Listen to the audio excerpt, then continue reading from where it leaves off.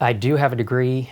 I have a bachelor's degree in computer engineering, and I don't think it has helped me at all as a founder, or very, very little. I mean, not worth the 4 years and everything. I don't regret doing the 4 years because I matured. I learned a ton from that time. But in terms of being a founder, if I were to do it all over again, at 18, I had the hunger, and I had, I think the hunger is all I had. Actually, I didn't really have any other skills, and I could have pulled it off, you know.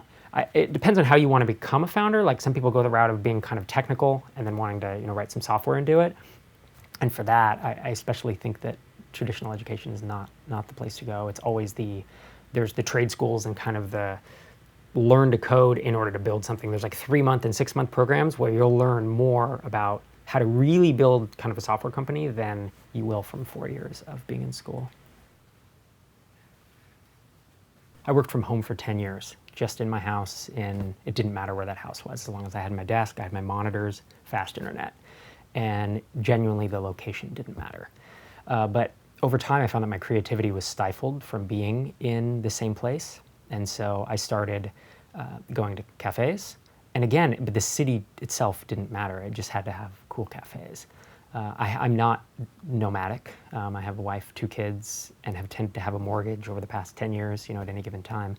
And so the killer for me is to vary it. And typically in a 5-day span, I like to see 2 days where I'm around people and there's energy. So that can be a cafe, or it can be, I have a little office now where there's other people buzzing around, and that's really cool. And that feeds my energy. But then I need 2 or 3 days where it's quiet and I can put headphones on, loud music, no one's moving around, and I can really focus and get in the zone. There was this big shift for me when I turned, it was somewhere in my early 30s, because I had always thought that I could do this. I always wanted to be an entrepreneur from the time I was little, and I kept trying all this stuff. And people around me, while wanting to be supportive, were doubtful that this could be done. And I didn't even have grand visions, but I just wanted to support myself. I just wanted to not work a 9-to-5, but that's so unconventional that people weren't as supportive as I would have needed.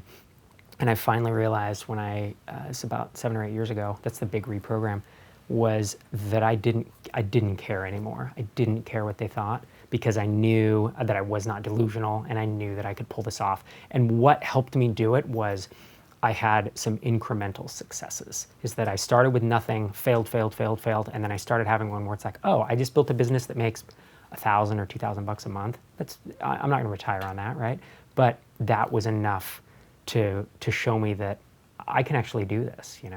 It was a big shift there was kind of an internal self-confidence. There was the inner voices, the internal voices shifted from kind of what everyone else was saying, which is like, oh, that's cute. What's your little cute side project? To this is something that I'm going to do for the rest of my life, and I know that I can pull it off. I'm a software entrepreneur, and I've acquired, I've built and grown a bunch of software products. And those have, if you look purely monetarily, you would say that was my greatest success. But what I think has had more impact on the world has been a community of self-funded startup founders that I've built. And it's through, I have a podcast and a conference, and I wrote a book, and I have a blog. And bringing those people together was originally a self-preservation thing, because I would move from town to town and be like, where are the people that are like me? Where are the people that don't want to raise a bunch of venture capital? They want to start small. They want to build, a business that supports themselves and that needs other people around them to show that, hey, we can all do this. And so I think that's the harder thing than growing a software company, I think if I had realized the importance of it earlier and realized that I never focused on it as a goal, it was a bit of a byproduct of sharing my success as a software entrepreneur, right? So it was like, hey, I'm having this success. Here's a blog post about what I'm doing. I discovered this new whatever, and I had more revenue, and here's a podcast episode about that. So it was always a side effect. And it wasn't until a couple years ago that we really doubled down on it. And we run 2 conferences now, one in Prague and one in Vegas. And I think if I had noticed that earlier and focused on it, that maybe 4 or 5 years ago, could have made it happen quicker.